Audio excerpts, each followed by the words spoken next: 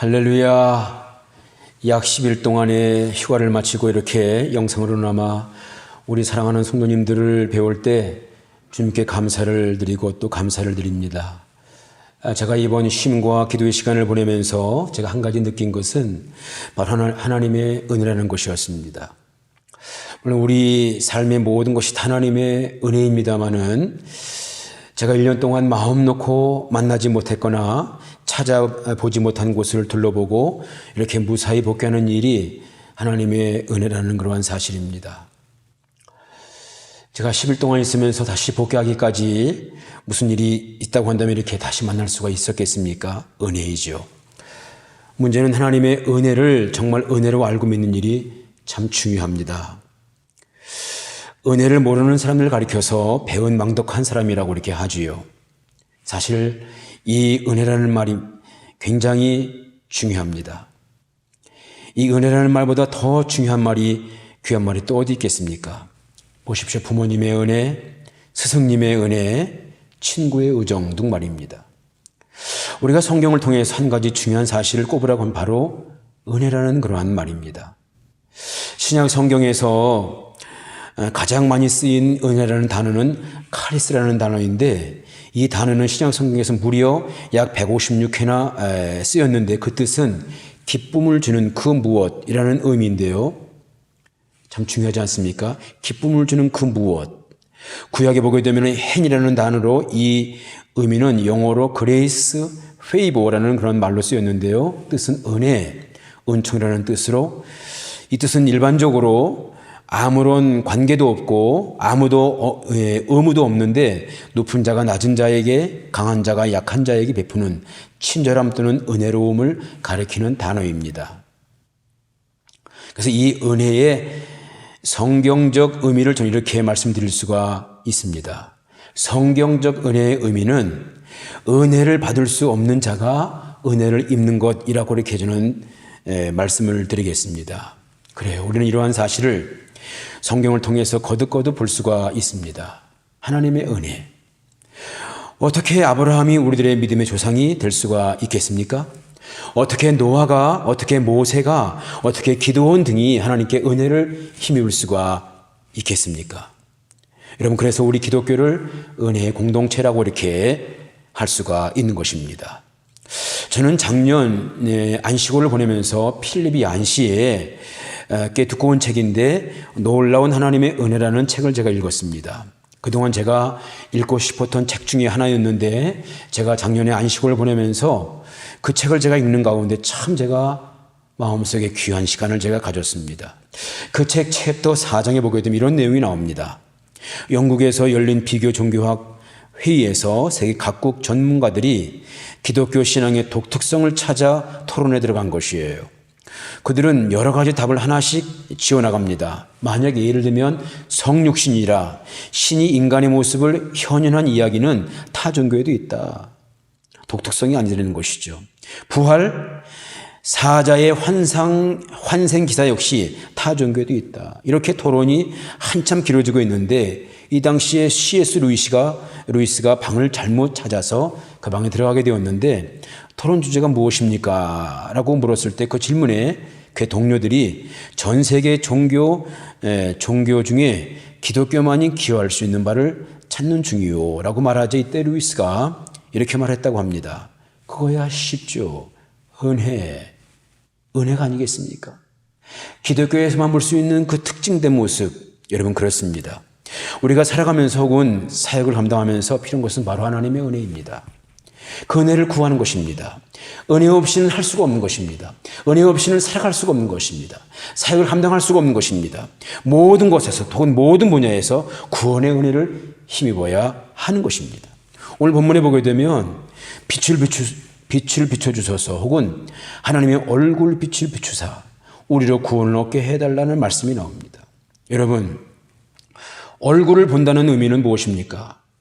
얼굴 본다는 의미는 기쁨을 주고 희락을 주고 은혜를 받는 것입니다.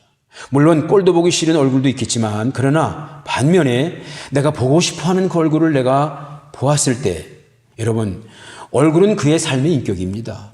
그 사람의 마음입니다. 그러므로 내가 보고 싶은 얼굴을 내가 본다라고 할 때 그 얼굴을 내가 보았을 때 내 마음에 굉장한 기쁨이고 감사 그 자체가 아니겠습니까?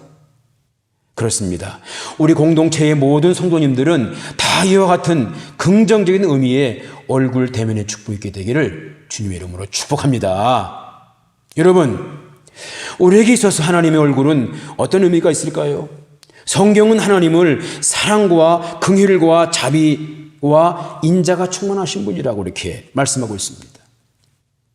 야복 강가에서 하나님과 거룩한 시험을 한 후에 이스라엘이라는 새 이름을 얻은 야곱이 드디어 야복 강을 건넌 후에 형을 보았을 때 이렇게 말하지 않습니까?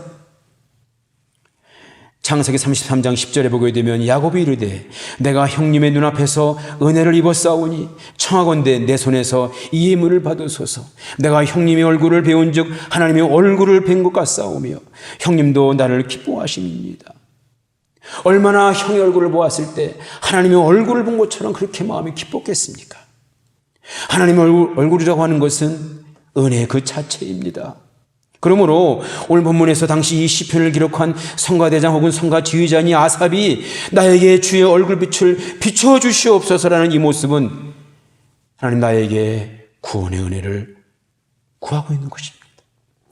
오늘 본문의 역사적 배경을 주석가들은 북이스라엘의 멸망을 당할 때라고 해석을 하고 있습니다. 여러분, 사실 이 북이스라엘은 하나님의 심판을 피할 수 없는 그러한 나라였죠. 처음 여로보암이 이스라엘이 나뉘어질 때부터 심판에 속할 만큼 죄악이 가득한 나라였습니다. 초대왕이 여로보암 때부터 마지막 호세아 왕까지 20명의 왕 중에 한 명도 선한 왕이나 믿음의 왕이 없을 정도로 타락한 나라였습니다. 여러분, 선택받은 민족이었지만 이렇게 끝까지 회개하지 않고 죄악의 길로 간 이 북이스라엘이 하나님의 심판을 받았다라고 할 때 오늘 본문의 상황이 얼마나 힘들고 어려운 상황인지를 볼 수가 있는 것입니다. 왜냐하면 하나님께서 인내를 그치시고 심판을 내리셨다라고 할 때 하나님의 그 심판의 엄중성은 이름할 수가 없는 것입니다. 그래요. 우리가 노아의 심판을 통해서도 확인할 수가 있지 않겠습니까? 하나님의 심판은요, 믿는 자들이라고 해가지고 예외일 수가 없어요. 아담과 하와를 향한 하나님의 심판을 보십시오. 얼마나 그 심판이 무서웠습니까? 여러분, 죄를 향한 하나님의 심판은 단호한 것입니다. 그런데 우리가 오늘 본문을 통해서 먼저 한 가지 볼 수 있는 사실은 이 심판이 어려운 상황 속에서 한 줄기 빛을 보는 것처럼 믿음의 한 사람을 볼 수가 있습니다. 오늘 본 시편의 저자는 아삽이라고 하는 사람입니다.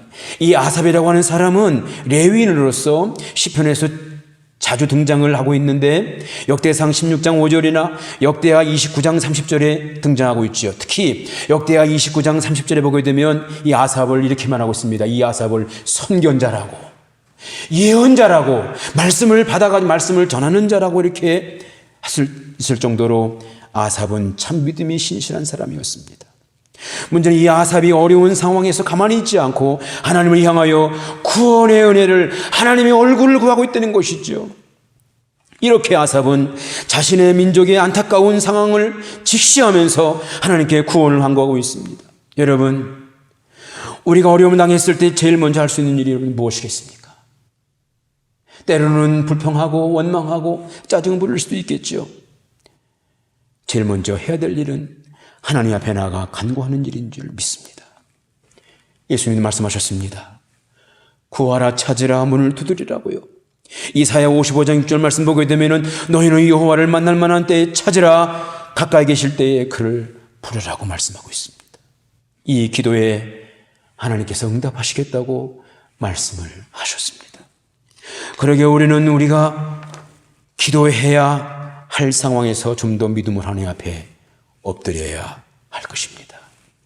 오늘 본문 4절을 보게 되면은요, 이 아삽이 얼마나 하나님의 구원에 대해서 애타하고 있는지 모릅니다. 여러분, 우리는 하나님 앞에 나가 기도할 때 정말 마음을 다해서 기도해야 될 것입니다.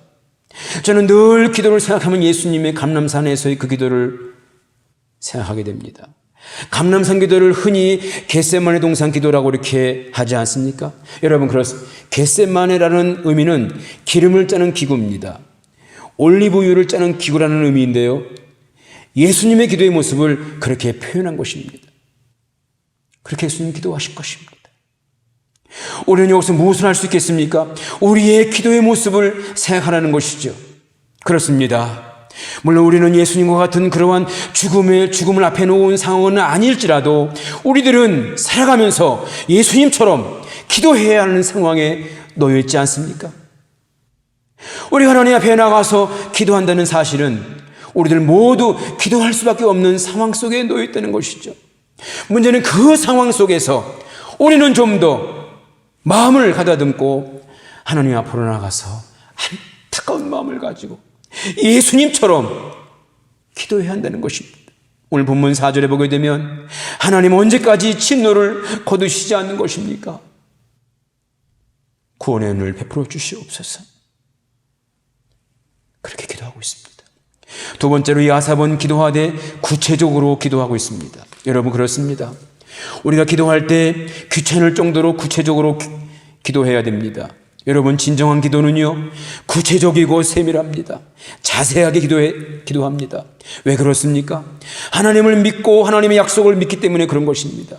그 믿음 때문에 우리는 귀찮을 정도로 기도할 때 구체적으로 구할 수 있는 것입니다. 어린아이가 왜 그렇게 엄마에게 혹은 할머니나 할아버지에게 떼를 쓰면서 달라고 애원합니까?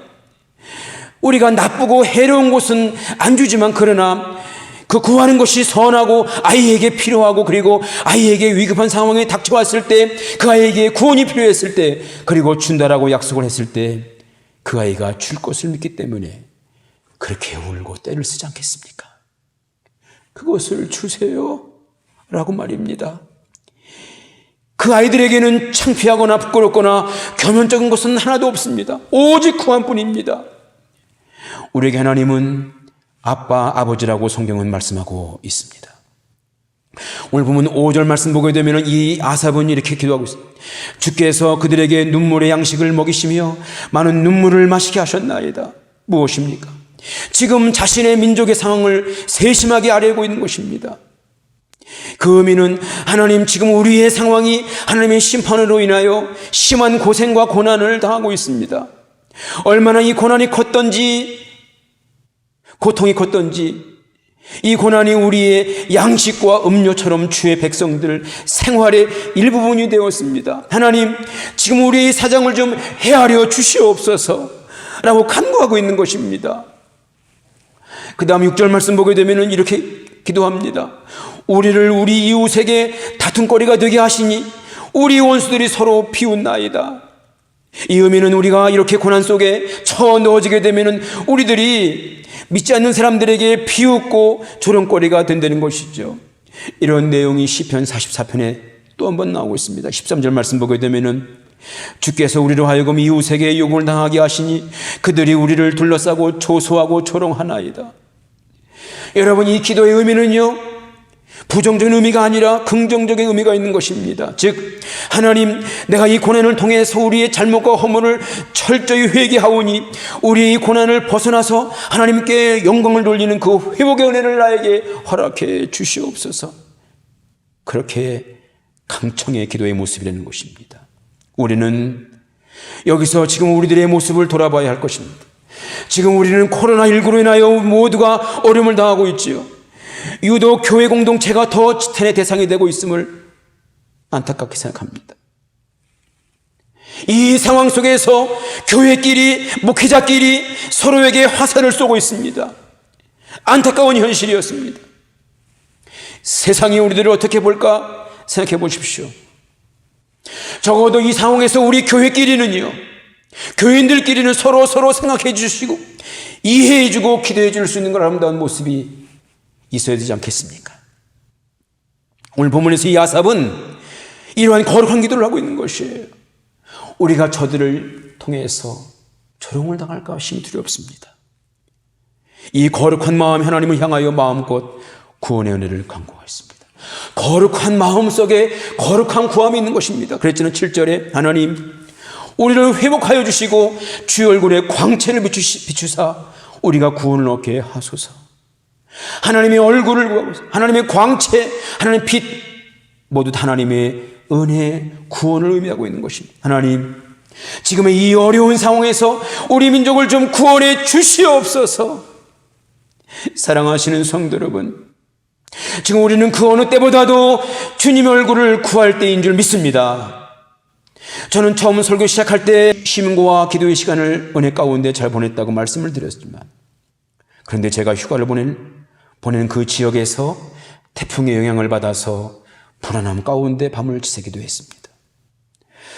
또 한 가지, 더 저를 포함해서 우리 모두를 힘들게 하고 불안하게 하는 이 코로나19로 인하여 불안함입니다.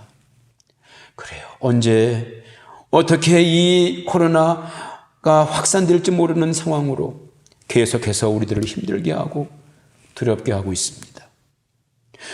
그리고 이 코로나 바이러스만이 아니라 지금도 우리 주위에는 많은 개인적으로 가정적으로 어려움을 당하고 있는지 모릅니다.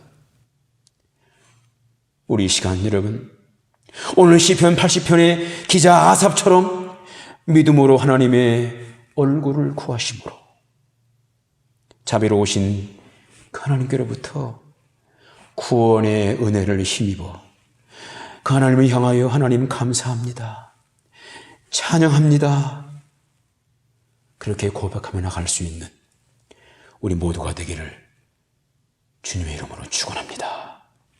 기도하시겠습니다. 하나님 아버지, 감사합니다.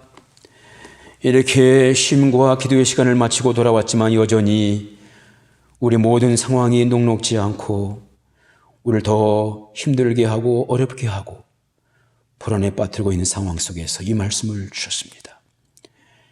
제2의 아삽, 제3의 아삽이 되어 믿음으로 주 앞에 자비로우신 주의 얼굴을 구함으로 구원의 은혜를 힘입어 하나님을 향해서 마음껏 찬양하며 감사할 수 있는 우리 아름다운 삶이 될 수 있도록 저희들을 축복해 주시옵소서. 예수님의 이름으로 간절히 기도드리옵나이다. 아멘.